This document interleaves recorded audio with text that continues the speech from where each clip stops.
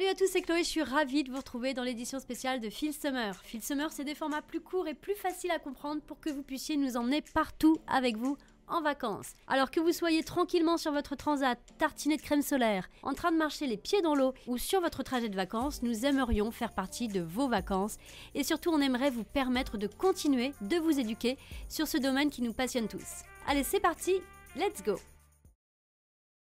Avec l'accroissement des investissements dans les cryptos, la sécurité des fonds est devenue vraiment une préoccupation majeure pour les investisseurs. Alors chez Filmaning, c'est notre mission de vous permettre de posséder des cryptos comportant les meilleurs systèmes de sécurité du marché.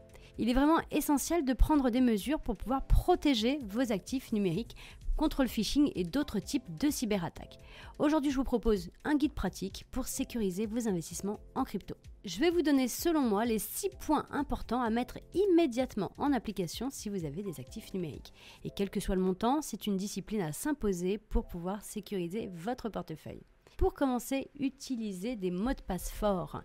La première ligne de défense contre les accès non sécurisés à vos comptes est un mot de passe fort. Utilisez une combinaison de lettres, minuscules, majuscules, de chiffres et de symboles et surtout évitez les mots de passe communs ou faciles à deviner comme une date de naissance, les noms de famille, bref, vous l'aurez compris, faites quelque chose de compliqué. Idéalement, vous pouvez utiliser un gestionnaire de mots de passe pour pouvoir générer et stocker des mots de passe complexes.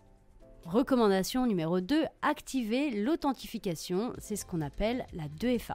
L'authentification à 2 facteurs va forcément ajouter une couche supplémentaire de sécurité, ce qui va nécessiter un deuxième facteur de vérification en plus de votre mot de passe initial pour pouvoir accéder à votre compte. Alors ce deuxième facteur d'authentification peut être un code qui va être envoyé par SMS, un appel ou encore un code généré par une application. Ça peut être l'application de Google Authentificator, Authy, bref, il y en a plusieurs, mais n'hésitez pas à activer la 2FA. Troisième point de recommandation, soyez vigilant avec le phishing. Alors le phishing, c'est une technique qui est souvent utilisée par les cybercriminels pour voler des informations d'utilisateurs. Alors soyez très vigilants, soyez très prudents lorsque vous recevez des mails ou des messages qui semblent provenir de plateformes d'échange. Vérifiez toujours l'URL du site avant de saisir des informations personnelles et surtout ne cliquez pas à la hâte sur des liens qui pourraient être très suspects. Quatrième point de recommandation, utilisez des portefeuilles matériels pour les grandes quantités. Pour les investissements importants, il faut vraiment que vous considériez l'utilisation de portefeuilles matériels comme indispensable. Ces dispositifs vont stocker vos clés privées hors ligne et du coup ça va les protéger contre les attaques en ligne et les logiciels malveillants. Vous avez très certainement déjà entendu parler de marques comme Ledger, SafePal ou encore Cold Wallet. Voilà, ce sont des cold wallets qui sont très connus dans l'écosystème crypto. Autre chose importante, gardez à jour vos logiciels. Assurez-vous que vos logiciels, y compris ceux de votre système d'exploitation et les applications qui sont liées à la crypto, sont régulièrement mis à jour. Les mises à jour de logiciels incluent souvent des correctifs de sécurité qui protègent contre les nouvelles vulnérabilités découvertes.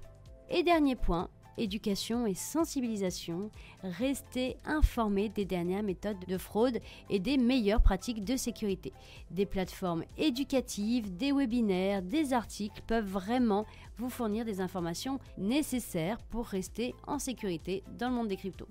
Voilà, vous l'aurez compris, la sécurité des investissements en crypto n'est surtout pas à prendre à la légère. En adoptant des mesures de sécurité robustes et en restant vigilant, vous pouvez protéger vos actifs contre tout ce qui est cyberattaque et fraude. Rappelez-vous que la meilleure des défenses est une bonne préparation et une éducation continue de la veille sur les menaces de sécurité actuelles. À méditer. Voilà, ce podcast est maintenant terminé. J'espère qu'il vous aura plu, du moins j'espère qu'il vous servira dans vos pratiques. N'hésitez pas à liker, partager et mettre en favori si vous êtes sur une plateforme de streaming. Nous sommes sur YouTube, Spotify et Deezer. N'hésitez pas à choisir le format qui est le plus adapté à vous et également en article sur le blog de Filmaning. Voilà, il me reste à vous souhaiter un très bon week-end à tous, un bel été. Je vous retrouve la semaine prochaine dans un nouvel épisode. Ciao, ciao!